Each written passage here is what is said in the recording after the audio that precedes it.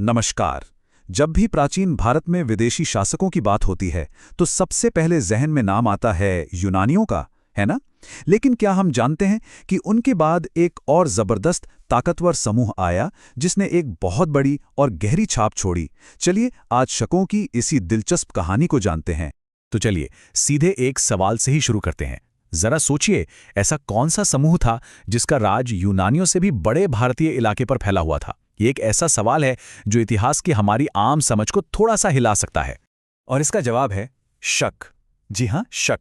ये वो लोग थे जो यूनानियों के बाद आए और भारत के एक बहुत बहुत बड़े हिस्से पर अपना कंट्रोल स्थापित किया। एक ऐसा सच जिसे इतिहास की किताबों में अक्सर वो जगह नहीं मिलती जो मिलनी चाहिए। तो शकों का ये दौर था कब? देखिए, वो भारत में आए लगभग 90 ईसा पूर्व में और उनका जो मुख्य दौर था वो चला 100 ईस्वी तक। पर कहानी यहीं खत्म नहीं होती। उनकी एक ब्रांच पश्चिमी भारत में 4वीं शताब्दी तक राज करती रही, मतलब लगभग 500 साल का एक लंबा और प्रभावशाली शासनकाल। अब सवाल ये उठता है कि इतने बड़े इलाके पर उन्होंने कंट्रोल बनाए कैसे रखा। उनकी रणनीति बड़ी कमाल की थी। उन्होंने कोई एक सेंट्रलाइज्ड साम्राज्य नहीं बनाया, बल्कि अपनी ताकत को 5 अलग-अलग शाखाओं में बांट दिया। जी हाँ, 5। ये नंबर उनकी पूरी पावर स्ट्रक्चर को समझने के लिए बहुत जरूरी है। हर ब्रांच का अपना एक पावर सेंटर था, अपनी राजधानी थी। इसी वजह से वो इतने बड़े और डाइवर्स इलाके पर असरदार तरीके से हुकूमत कर पाए।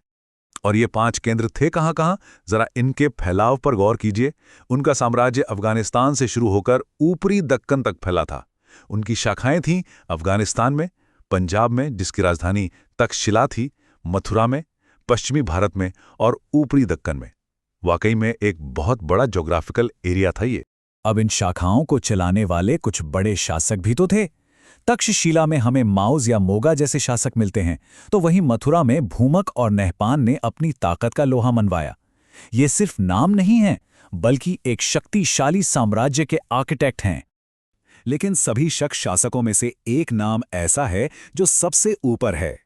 एक ऐसा शासक जिसने शक ताकत को उसकी बुलंदियों पर पहुंचाया। तो चलिए अब अपना पूरा ध्यान लगाते हैं रुद्रदामन प्रथम के शानदार शासनकाल पर।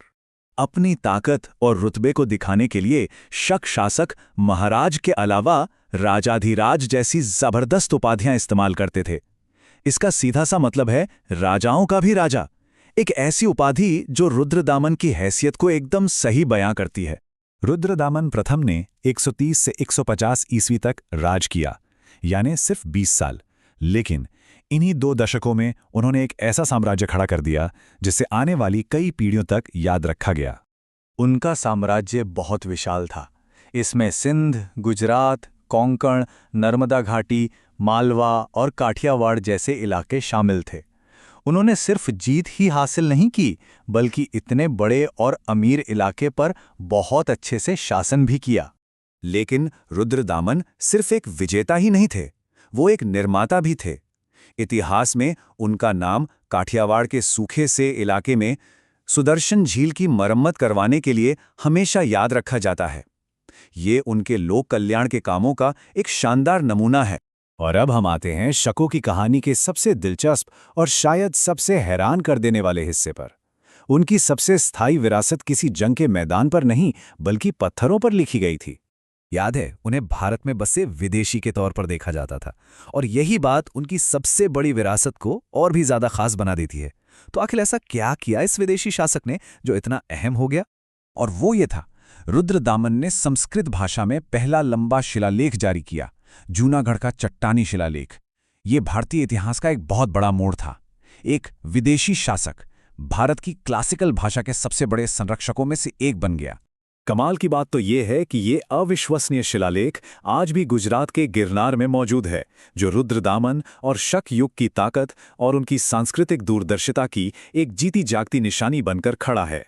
तो आखिर में ये कहानी हमें एक गहरे विचार के साथ छोड़ जाती है। जब एक विदेशी शासक संस्कृत का इतना बड़ा संरक्षक बन जाता है, तो ये संस्कृति, पहचान और विरासत के बारे में हमारी समझ को कैसे बदलता है। ये दिखाता है कि हमारा इतिहास वाकई कितना जटिल और आकर्षक है।